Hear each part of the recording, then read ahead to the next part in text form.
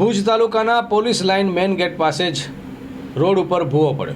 ગૃહમંત્રી હર્ષ સંઘવી જ્યારે આવતીકાલે એટલે કે બુધવારે કચ્છ ભુજ પધારી રહ્યા છે ત્યારે ક્વાર્ટર્સના ઉદ્ઘાટન માટે એરપોર્ટ રોડ બાજુમાં આવેલી પોલીસ લાઇનના ગેટ પાસે જ એક ખાડો પડી ગયેલ છે.